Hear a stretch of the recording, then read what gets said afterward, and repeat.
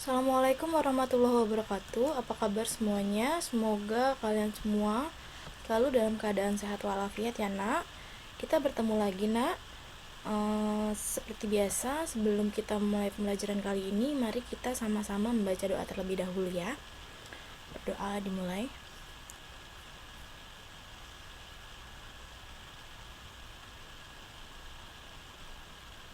Selesai.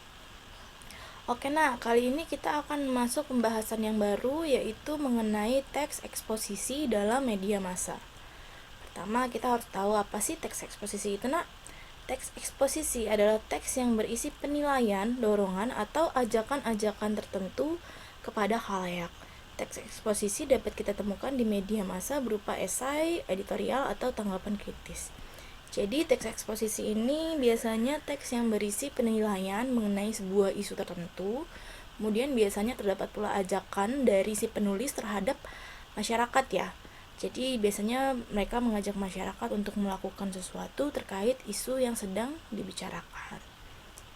Nah, teks eksposisi ini bisa kita temukan di koran-koran seperti misalnya koran Tempo atau Kompas, biasanya di bagian editorial atau esai. Nah, di dalam teks eksposisi kita akan menemukan yang namanya fakta dan opini. Apa sih perbedaannya fakta dan opini nak? Fakta adalah keadaan atau peristiwa yang merupakan kenyataan sesuai yang benar-benar ada atau terjadi, serta dalam teks eksposisi fakta berfungsi untuk memperkuat opini sehingga diharapkan lebih meyakinkan pembaca. Sedangkan opini disebut juga gagasan, ide atau pendapat. Biasanya berupa pernyataan yang berisi komentar, penilaian, saran, bujukan atau dorongan. Nah, tadi dalam teks eksposisi itu kan kita akan menemukan penilaian terkait sebuah isu, juga ajakan atau himbauan terhadap masyarakat terkait sebuah isu ya nak. Nah, si penulis ini biasanya akan menyampaikan opininya terkait isu ini. Apakah menurutnya isu ini merupakan hal yang baik atau buruk, atau apakah sebaiknya kita seperti apa sih hal yang sebaiknya kita lakukan terkait isu ini.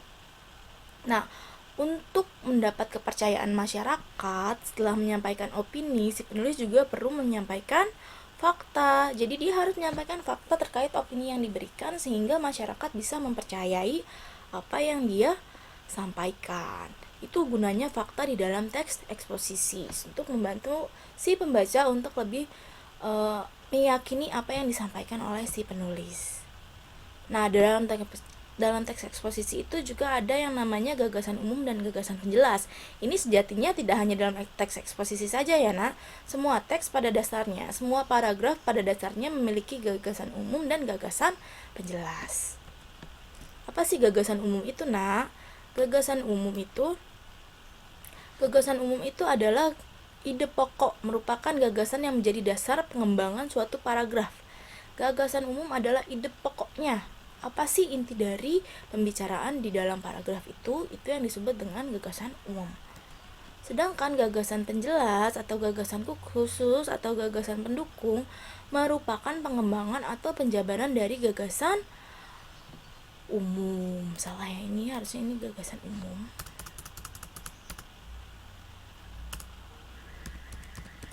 Jadi dari gagasan umum itu kamu kembangkan hal-hal yang terkait menjadi gagasan penjelas.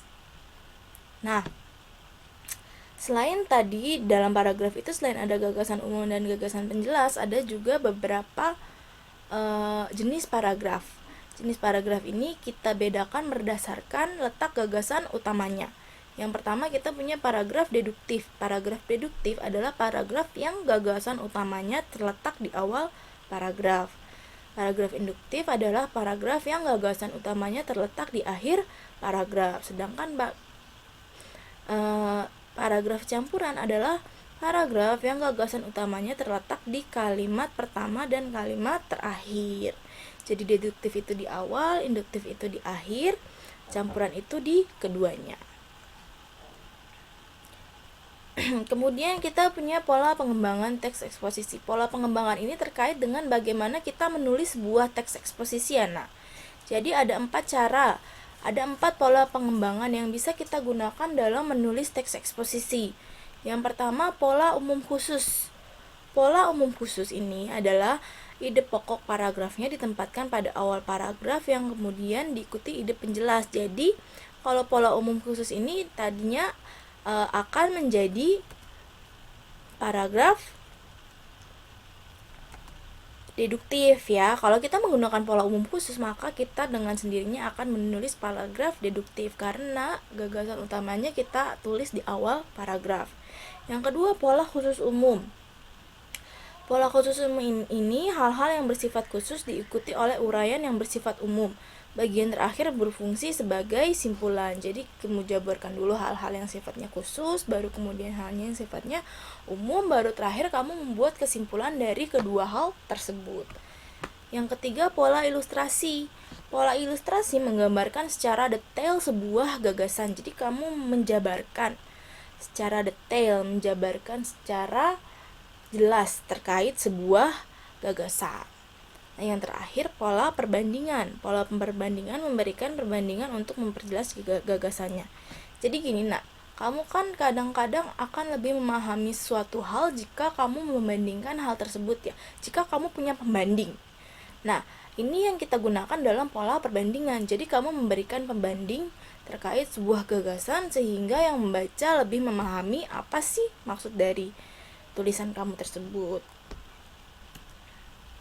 Oke, ternyata sampai situ doang ya, sampai situ saja materi kita kali ini. Terima kasih semua yang telah mendengarkan. Jangan lupa dikerjakan tugasnya dan dikumpulkan tepat waktu. Terima kasih sudah mau mendengarkan apa yang Ibu sampaikan. Semoga menjadi berkah untuk kita semua ya nak. Ibu tutup materi kita kali ini. Wassalamualaikum warahmatullahi wabarakatuh.